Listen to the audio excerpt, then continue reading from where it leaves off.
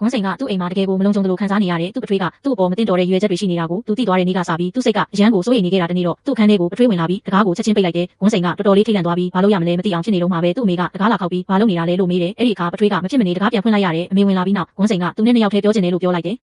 သူကပထွေးရဲ့လုပ်ရက်တွေကိုထုတ်ပြောမယ်ဆိုရင်ပြဿနာကြီးလာမယ်ဆိုတာကိုလည်းကြောက်နေခဲ့တယ်ပထွေးကတော့အကျိုးဆက်တွေကိုစဉ်းစားလို့ချင်းချောက်ပြီးအခန်းထဲကထွက်သွားတဲ့နောက်ပိုင်းခွန်းစိန်ကသူ့အမေကိုအမှန်တိုင်းပြောဖို့ဆုံးဖြတ်လိုက်ပေမဲ့အမေကအဲ့ဒီအချိန်မှာမူးဝေတယ်လို့ဖြစ်ပြီးသူကိုဝင်ရှိနေပြီဆိုတာကိုထုတ်ပြောလိုက်တယ်ဒီသတင်းကြောင့်ခွန်းစိန်လည်းဘာလို့ရမလဲမသိအောင်ဖြစ်သွားတယ်သူပြောလိုက်ရင်အမေကိုထိခိုက်မယ်ဆိုတာကြောင့်တိတ်တိတ်နေလိုက်ရတယ်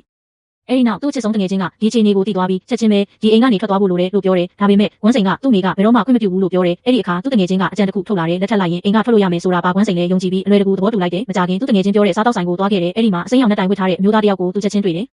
သူကတန်းပြီးသွားမိဆက်ပြီးသဘောတူရင်အမြန်လက်ထက်ချင်တယ်လို့ပြောလိုက်တယ်အဲ့ဒီအမျိုးသားကလည်းဘာမှမမေးပဲသူ့ကိုတိုက်ရိုက်လက်ထက်စရင်ထုတ်ပေးတဲ့နေရာကိုခေါ်သွားတယ်အဲ့ဒီလိုနဲ့သူတို့လက်ထပ်ပြီးသွားတယ်ဒါပေမဲ့သူ့တငယ်ချင်းကလက်ထက်စာအုပ်ကိုမြင်တဲ့အခါအံ့အားသင့်သွားပြီးအဲ့ဒီလူကငါအန်ကယ်ပဲလို့ပြောလိုက်တယ်ခွန်းစိန်လည်းသူမမှန်ကန်တဲ့လူကိုများလက်ထပ်မိသွားပြီလားဆိုပြီးတန်တရားစိတ်ဖြစ်လာတယ်ဒါပေမဲ့သူ့အတွက်တော့အိမ်ပြန်ရတာထက်အဲ့ဒီအမျိုးသားနဲ့နေတဲ့ဘဝကပိုလုံခြုံတယ်လို့ခံစားရတယ်အဲ့ဒီညမှာအဲ့ဒီအမျိုးသားကသူ့ကိုသူ့အိမ်ကိုခေါ်သွားတယ်ဖက်စင်တွေကမိန်းကလေးဖက်တစ်စုံကိုထုတ်ပြီးကိုယ်တိုင်ဒူးပေးထိုင်ပြီးသူ့ကိုဝတ်ပေးလိုက်တယ်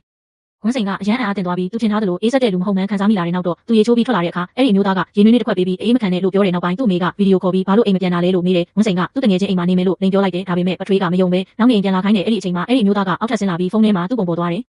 ပထွေးကသူ့ကိုမြင်ပြီးအဲ့ဒီလူကဘာတူလဲလို့မေးလိုက်တယ်ခွန်းစိန်လည်းထိတ်လန့်သွားပြီးဖုန်းကိုချက်ချင်းပိတ်လိုက်တဲ့နောက်ပိုင်းပထွေးကသူမကိုမယုံတော့ပဲကုမ္ပဏီကို HR ကနေတဆင့်အလုပ်လာခိုင်းတယ်အဲ့ဒီနေ့မှာသူမကိုအတင်းဆွဲခေါ်ဖို့စူးစမ်းတဲ့အချိန်မှာဝန်ထမ်းတွေကဝိုင်းလာတယ်ပထွေးကသူကငါသမီးပါအိမ်ကထွက်ပြေးသွားတာလို့လိန်ပြောလိုက်တယ်ဝန်ထမ်းတွေကယုံပြီးလမ်းဖွင့်ပေးလိုက်တဲ့အချိန်မှာပဲအဲ့ဒီအမျိုးသားရောက်လာပြီးသူ့ကိုတားလိုက်တယ်အဲ့ဒီအချိန်မှာကုမ္ပဏီ GN ကရောက်လာပြီးသူကဒီကုမ္ပဏီရဲ့အသစ်ခန့်ထားတဲ့ဥက္ကဋ္ဌပါလို့ပြောလိုက်တယ်ခွန်းစိန်ဘာတွေဆက်ဖြစ်သွားမလဲဖော်လို့လုပ်ပြီးစောင့်ကြည့်ပေးပါအောင်ရှင်